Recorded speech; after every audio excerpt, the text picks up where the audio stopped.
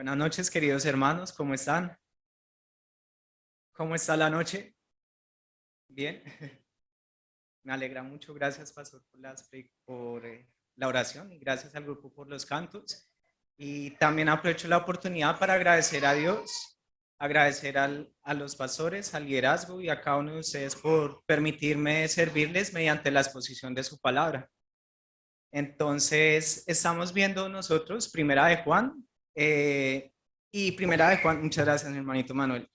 Primera de Juan nos conduce o nos dirige en dos vías, por dos caminos. El primer camino es reafirmar el caminar del cristiano y el segundo camino es también la defensa frente a falsas enseñanzas. Básicamente podemos resumir estos dos propósitos en el libro de Primera de Juan. Ahora, ¿quiénes son padres acá? Levanten su mano, por favor. Ok, cuando nosotros le decimos a nuestros hijos, hijito, no toques la plancha porque está caliente, ¿esto será algo bueno o malo que estamos haciendo? Es bueno porque estamos pensando en su bienestar. De la misma manera, los mandamientos de Dios no son gravosos. En este orden de ideas, lo que Dios quiere hacer en esta noche al darnos un deber como cristianos es pensar en nuestro bienestar. Y este deber lo vamos a ver mientras vamos en las líneas de Primera de Juan y les invito por favor, queridos hermanos, a ir a Primera de Juan, capítulo 2 y estaremos descansando nuestras mentes y nuestro corazón en los versículos del 12 al 17. Y básicamente vamos a poder mirar un poco acerca del carácter de Dios, del Padre y el título de la reflexión se llama El amor del Padre es la clave. Y lo vamos a desarrollar mediante dos puntos. El primer punto son nuestras dádivas, sabiendo nosotros que dádivas es el regalo de Dios, no los regalos que podemos recibir, algo que se nos da. Y el segundo punto es nuestro deber. Y allí es donde vamos a mirar algo que Dios quiere que nosotros hagamos y que, por supuesto, es para nuestro bienestar. Entonces, vamos a ir al primer punto y es nuestras dádivas. Y básicamente está del versículo 12 al versículo 14 y es bien desafiante estas líneas, esta porción de la palabra, porque inclusive entre los grandes estudiosos y los teólogos y los eruditos de la palabra de Dios hay ciertos puntos de vista, digámoslo así. ¿Qué nos compete en honor al tiempo y por nuestros corazones? Vamos a poner sobre la mesa esos tres puntos de vista tocante a este pasaje del versículo 12 al versículo 14. Sin embargo, pues vamos primero a hacer la lectura del mismo. Si alguien lo quiere leer, por favor, puede leerlo. Gracias. Primera de Juan, capítulo 2, versículo 12 al 14. Muchas gracias. Bueno, básicamente hay tres opiniones con respecto a esta porción que se está leyendo en este momento y que nos leyó nuestra hermana. Básicamente, algunos piensan que acá se está hablando de tres grupos, tres clasificaciones por edades. Otros piensan que básicamente se habla de una condición o de una madurez espiritual en el cristiano y otros dicen o se menciona que en esta porción está todos los cristianos, básicamente, que todos son hijos, todos son padres, todos son jóvenes, básicamente. Hay una que es, saludable, que tiene que ver con tomando en cuenta hijitos. Y la palabra en el contexto de Primera de Juan de hijitos habla de los creyentes. Y podríamos hablar de dos clasificaciones como jóvenes y padres. Sin embargo, lo que vamos a hacer, si les parece bien, es vamos a ir línea por línea y mirar qué nos dice allí. Y seguramente el Espíritu de Dios será fiel en ubicar nuestros corazones y nuestras mentes en cuál lugar estamos con respecto a las razones que el apóstol está presentando allí para escribir a cada uno de este grupo. Entonces, básicamente dice, otra cosa que por favor les quiero pedir, queridos hermanos, es que tengamos en mente el carácter de Dios mientras vamos desarrollando esta primera parte y el carácter de Dios hablando de su amor, el amor del Padre, ¿sí? Listo, vamos entonces a la primera parte y es hijitos, es como la primera categoría, digámoslo entre comillas, a la cual se dirige el apóstol en esta epístola. Dice dos cosas acerca de los hijitos que sus pecados han sido perdonados y esto en virtud de Cristo. Básicamente lo que quiere expresar aquí el autor es que a este grupo de personas, hijitos, se les ha manifestado el amor del Padre. ¿En qué manera? En que los pecados, es decir, aquellas ofensas que hemos hecho contra Dios, quien es creador y gobernador del universo, son perdonadas en la persona o en virtud de la palabra y la persona de Cristo. Es entonces Jesús quien se convierte en la esperanza para cada uno de nuestras almas. Ahora, seguimos y dice también de los hijitos, conocerlo a él. Os escribo a vosotros, hijitos, porque vuestros pecados han sido perdonados por su nombre. Y en la segunda parte dice,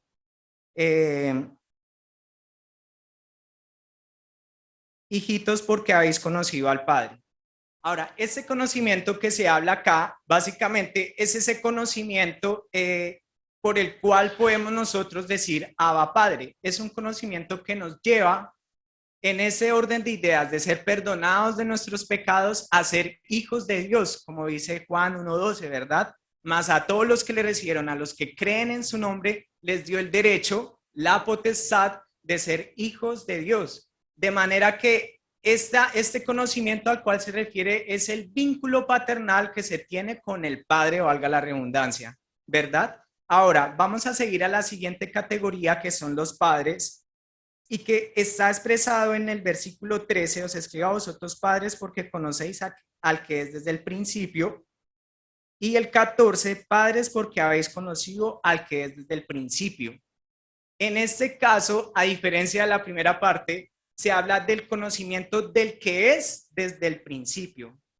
No solamente es saber que Dios es Padre, sino que este Padre es inmutable, es decir, que no cambia y es el mismo a través de la historia. Es un conocimiento más profundo, un conocimiento más relacional, más experimental, conociendo cada atributo del Padre que es revelado a través de la historia, su omnipotencia al sacar a Israel del pueblo de Egipto, su amor que se revela, su paciencia, lo hemos visto en Jueces, ¿sí o no? Y no solamente en Jueces, sino en nuestra vida, su fidelidad, su bondad, su poder y cada aspecto de su carácter nos es revelado a través de la historia y ese es el conocimiento que se tiene acá del Padre desde el principio. También hay otro grupo y es a los jóvenes.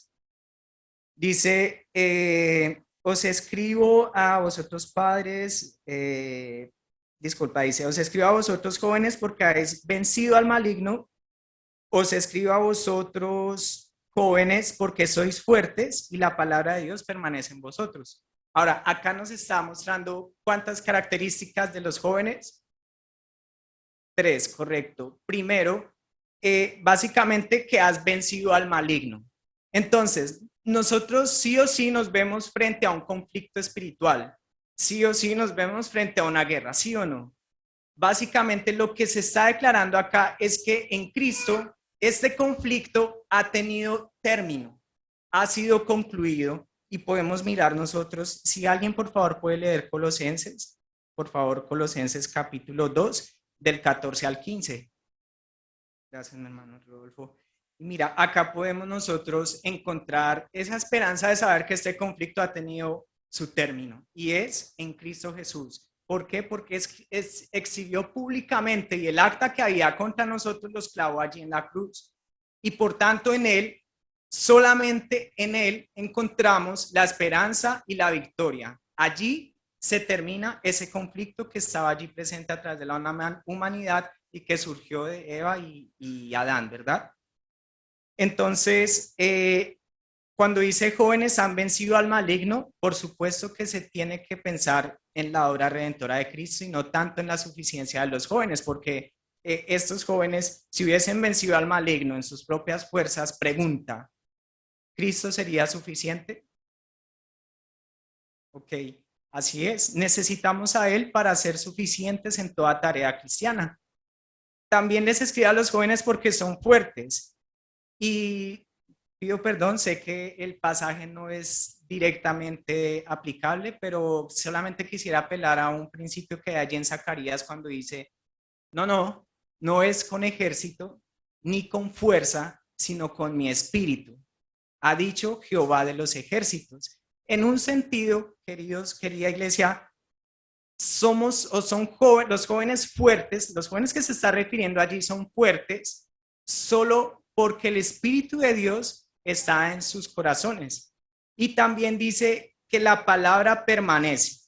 Ahora, nosotros tenemos bastantes porciones de la escritura que nos da mucho aliento y ánimo en cuanto a la palabra de Dios. A saber, por ejemplo, el Salmo, si no estoy mal, el Salmo 19.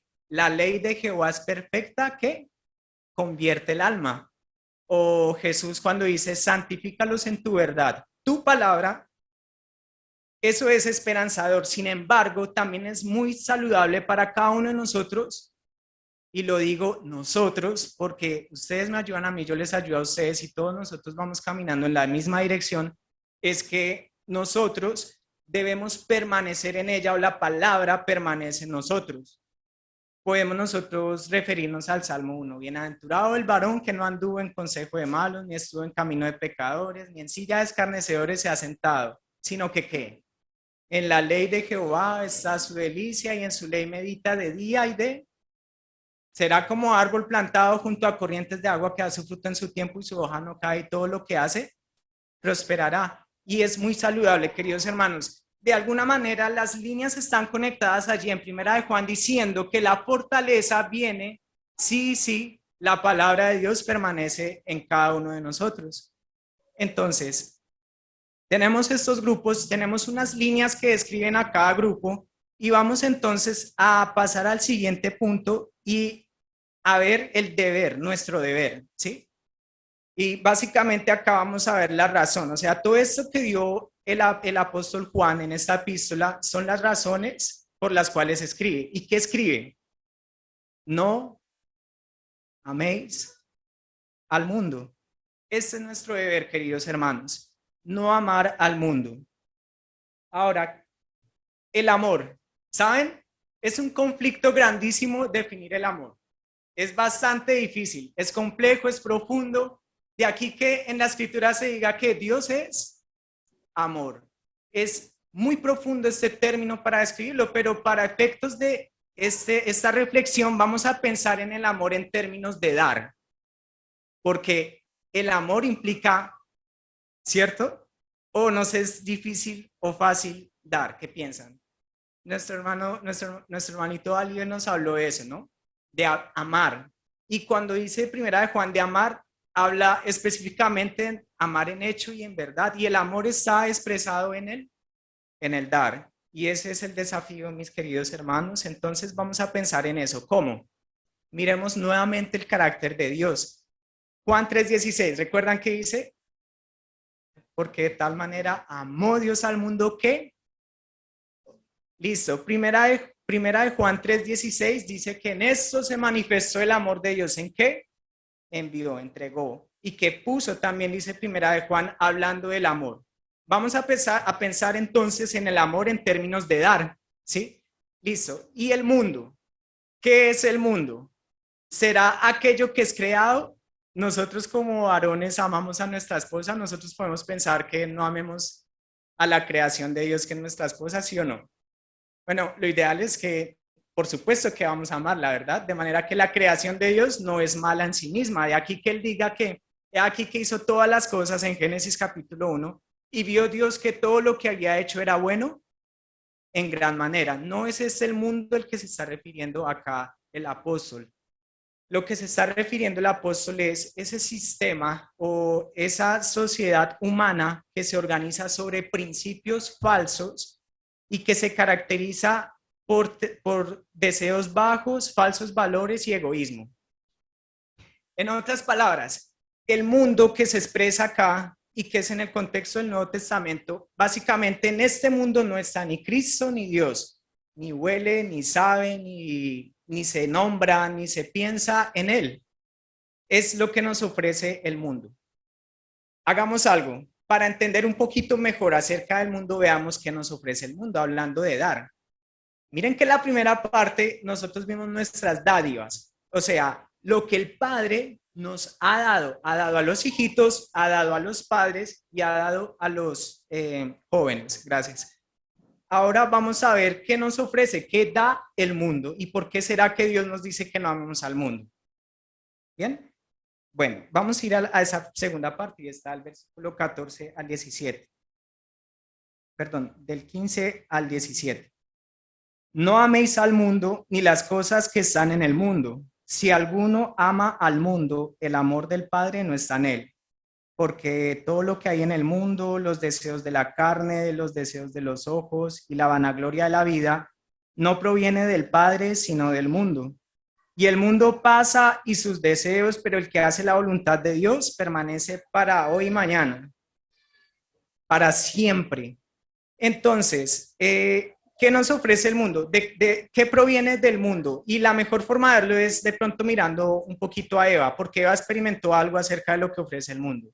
Primero, los deseos de los ojos. Entonces, Eva vio que el fruto era ¿qué? Correcto, que era atractivo, ¿no? Eso fue lo que vio Eva y fue por encima, como decía, nos enseñó nuestro hermanito Héctor, traspasando el límite que Dios había puesto, ¿verdad? Porque Dios había puesto un límite. Ahora, ¿es malo ver en algo atracción? Correcto, si está fuera de los parámetros de Dios, se convierte en malo, ¿verdad? Entonces, ella deseó la fruta y quizás comer la fruta en sí misma no haya sido malo. El punto es que lo hizo pasando el límite que Dios había puesto y en ese orden de ideas ya se convierte en algo de bueno a malo. Entonces están los deseos de los ojos. Ella vio. Y queridos hermanos, Proverbios nos enseña que el ojo no se sacia. Nosotros vemos grandes hombres que cayeron por lo que vieron en el momento y recordamos nosotros a David que estaba, no se fue, o sea, no se fue a la guerra, no hizo lo bueno y de repente vio y eso, solamente el hecho de ver la chispa en la alfombra y no detenerla antes que incendiara la alfombra completa, hizo que él empezara en una decadencia total hasta el punto de matar a un hombre. Nosotros lo conocemos, ¿verdad? Pero cuando el apóstol habla de ver, no solamente habla acerca de ese aspecto como Mateo 5:18, que yo os digo que cualquiera que mira a una mujer para codiciarla ya adulteró con ella en su corazón, sino también habla de todas aquellas cosas, esos atractivos que nos quitan o le quitan la importancia a Dios y que ofrece el mundo. Pregunta, por ejemplo, ver algunas cosas en TikTok, ¿son buenas o malas? Bueno, casi que el 90 y pico por ciento. Bueno, una red más saludable, quizás, no sé, algunas cosas de Instagram, ¿son buenas o malas? Por ejemplo, nosotros podemos tener un oficio y aprender allí, pero si se nos ha dado 2 horas de mayordomía y 1 hora y media dedicamos a ver lo que está allí en Instagram, ¿se convierte en algo bueno o malo? Se convierte, ya pasa, o sea, traspasa nuevamente el límite. Los deseos de los ojos es todo aquello que es atractivo a los ojos y que nos ofrece el mundo. En este orden de ideas, Dios nos dice que no le amemos.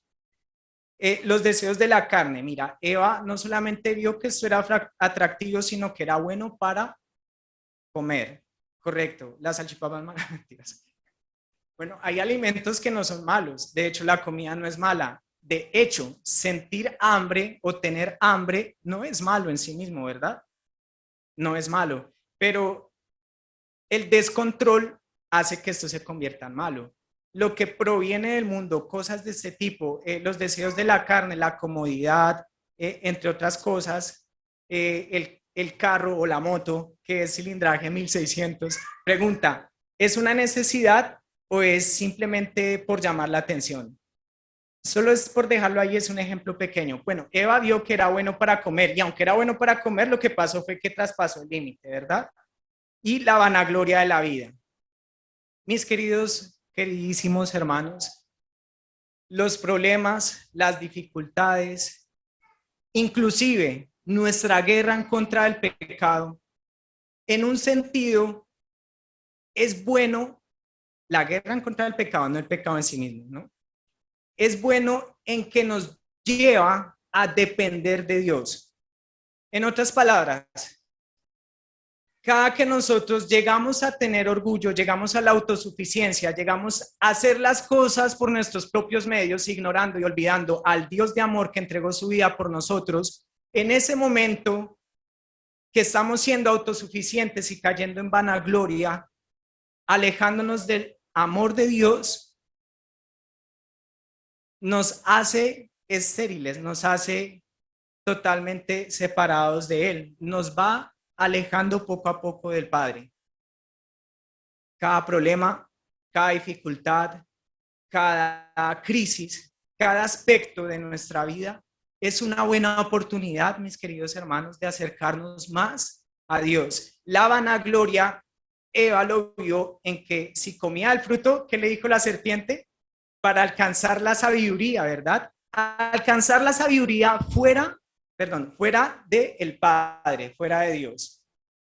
Bien, ahora, si la instrucción o el deber es no amar al mundo y hemos visto el amor en términos de dar, la pregunta más grande que está puesta delante de ustedes y delante mío es, ¿a quién damos nuestro tiempo? ¿A quién damos nuestro esfuerzo? ¿A quién damos nuestro dinero? Les hablo de soldado a soldados. Les hablo como quien también tiene y necesita mucha gracia de Dios. ¿A quién entregamos nosotros? ¿A quién le damos nuestro ser? ¿Al mundo o al Padre? Algo interesante que viene después de esto, y ya vamos a ir cerrando. Mira, dice la escritura y declara acá, si alguno ama al mundo, el amor del Padre, ¿qué? Padre no está en él. O también podríamos decir, quien tiene el amor del Padre no amará al mundo, ¿verdad? Porque una cosa es primera que la otra, o le amamos a Él, ¿por qué? Porque Él nos amó primero. Y es que, mis queridos hermanos, Primera de Juan es muy fiel en mostrarnos que necesitamos amar a Dios el Padre y al prójimo. Y en esto se resume la ley de los profetas, ¿verdad? El amor hacia el Padre y el amor hacia el prójimo. ¿En nuestras fuerzas es fácil amar? ¿Será que si un joven está jugando fútbol y le pegan en la canilla, para él será fácil perdonar y decir, ven, no, ¿cierto? Es difícil amar, es difícil perdonar, es difícil entregar, es difícil el sacrificio, pero es difícil si estamos en nuestras fuerzas y si no, y si queremos dar algo que no tenemos. Lo más esperanzador en esta noche que podemos escuchar es que si el amor del Padre está en nosotros, amaremos al Padre y amaremos al prójimo y ni siquiera tendremos tiempo de amar al mundo. Es algo que se da. Mira, cuando Jesús estaba con los discípulos, les dijo que fueran a repartir pan. ¿Qué hizo antes de que ellos fueran a repartir? Correcto, entregó, dio pan para que ellos pudieran entregar, ¿cierto? Si ellos no hubiesen tenido pan, no hubieran podido dar. Si nosotros estamos llamados a amar a Dios y amar al prójimo sin tener el amor del Padre, esto es algo imposible. No podemos dar de lo que no tenemos. Si tenemos el amor del Padre, amaremos a Dios, amaremos al prójimo y no habrá tiempo para amar al mundo, queridos hermanos.